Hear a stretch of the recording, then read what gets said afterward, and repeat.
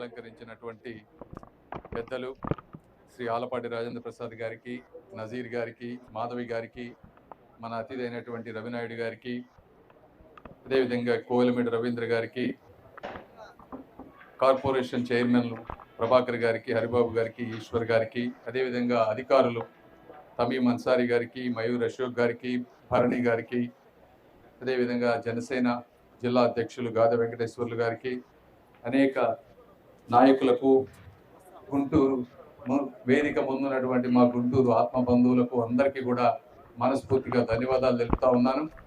ముఖ్యంగా ఈ కార్యక్రమం గురించి మీరు అందరు ఇప్పటివరకు చెప్పారు.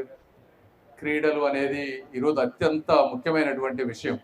ఎందుకంటే క్రీడలు మనిషిలో ఒక క్రమశిక్షణని, ఒక ఐక్యతని, ఒక చరిత్రకు కూడా పునాది వేసేటువంటి కార్యక్రమం క్రీడలు.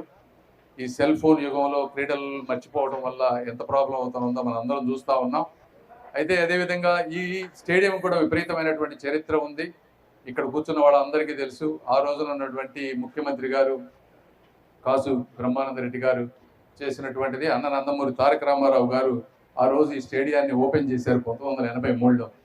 అంటే ఆ రోజుల్లో అనేక మంది గొప్ప గొప్ప మ్యాచ్లు జరిగినాయి. కపిల్ దేవ్ కూడా ఇక్కడ ఆడారని చెప్తా ఉన్నారు, అజారుద్దీన్, ఇట్లా అనేక మందిని ఈ ప్రాంతం నుంచి దేశానికి పరిచయం చేసినటువంటి పరిస్థితి.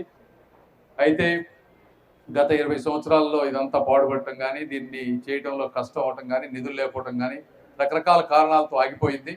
అయితే ఈరోజు మొట్టమొదటిసారిగా ఈ ప్రాంతానికి నేను వచ్చిన తర్వాత నజీర్ గారు దీనికి తీసుకురావడం 1-2 సార్లు దీన్ని ముందుకు చేయాలంటూ, అదేవిధంగా అసెంబ్లీలో మాట్లాడటం, మొట్టమొదటిసారిగా మీరు అందరూ కూడా ధన్యవాదాలు తెలపాల్సింది నజీర్ గారికి అని మీ అందరికి తెలియజేసుకుంటా ఉన్నాను.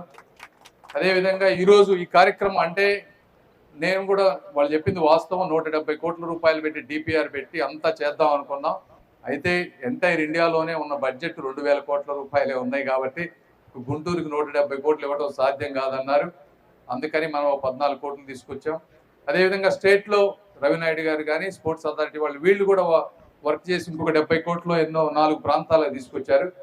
వాళ్ళకు కూడా ధన్యవాదాలు చెప్పాలి. ఎందుకంటే చాలా మంది కార్పొరేషన్ చైర్మన్లు పదవులు తీసుకుంటారు కానీ యాక్చువల్గా వర్క్ చేసే వాళ్ళు తక్కువ.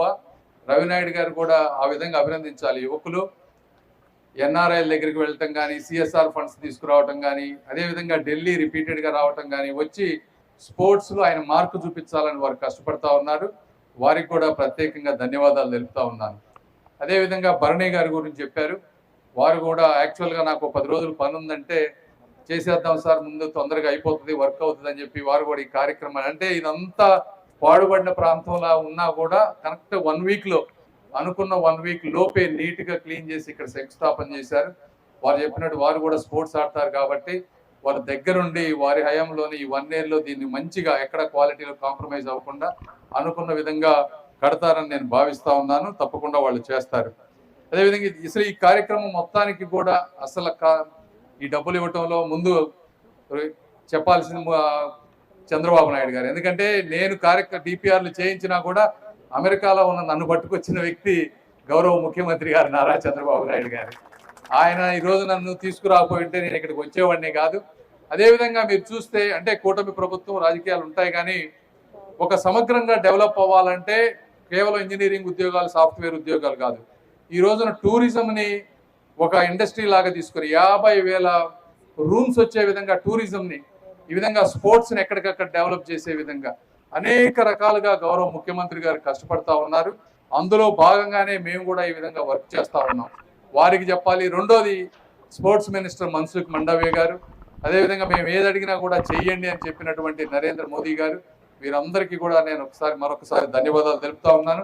ఇప్పుడు ఈరోజు ఈ కార్యక్రమంలో ఇది దాదాపు 2 ఫ్లోర్లు 80,000 స్క్వేర్ ఫీట్ బ్యాడ్మింటన్ మల్టీపర్పస్, అంటే badminton courts, basketball courts, yoga, meditation, squash courts, carroms, chess room, toilets, admin office, అదేవిధంగా 500-600 మంది కూర్చునే విధంగా ఒక అడ్మిన్ ఆఫీస్, గ్యాలరీ, ఇలా అనేక రకమైనటువంటి వాటితోటి ఇది ఈరోజు రాబోతా ఉంది. దీంతో పాటు ఇంకొక అప్డేట్ ఏంటంటే, ఎందుకంటే ఈ 170 కోట్లు వచ్చేటప్పటికి టైం పడుతుంది కాబట్టి క్రికెట్ ప్రాంతాన్ని ఏ విధంగా డెవలప్ చేయాలని ఆంధ్ర క్రికెట్ అసోసియేషన్ వారితో మాట్లాడాం. సానా సతీష్ గారు, అదేవిధంగా కేసినేని చిన్ని గారు, వారు కూడా వచ్చి చూశారు.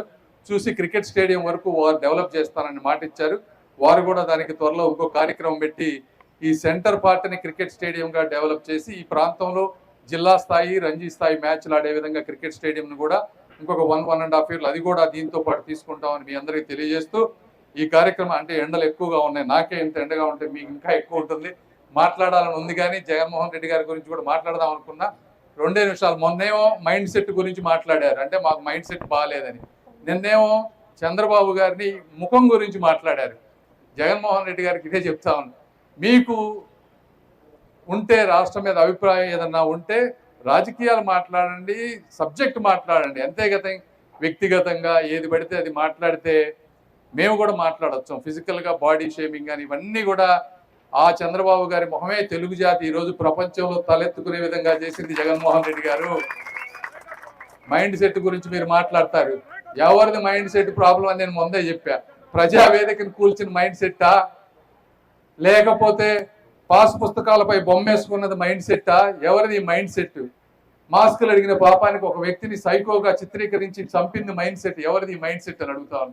ఇట్లా 100 మాట్లాడగలం. కాబట్టి మీరు సబ్జెక్ట్ మాట్లాడండి, రాజకీయంగా వ్యతిరేకించండి, కానీ మా నాయకుల్ని కించపరిస్తే మేము కూడా నిన్ను బాడీ షేమింగ్ చేయాలంటే ఒకే ఒక్క మాటతో నిన్ను చంపేయగలను. కానీ నాకు సంస్కారం అడ్డుంది కాబట్టి నేను నిన్ను మాట్లాడనని చెప్పి తెలియజేసుకుంటూ ఈ కార్యక్రమానికి వచ్చేసిన మీ అందరినీ కూడా మనస్ఫూర్తిగా ధన్యవాదాలు తెలుపుకుంటూ ఈ కార్యక్రమం అద్భుతంగా జరగాలని కోరుకుంటూ ఈ కార్యక్రమానికి సహకరించిన ప్రతి ఒక్కరికి కూడా ధన్యవాదాలు తెలుపుకుంటూ సెలవు తీసుకుంటా ఉన్నాను. Thank you.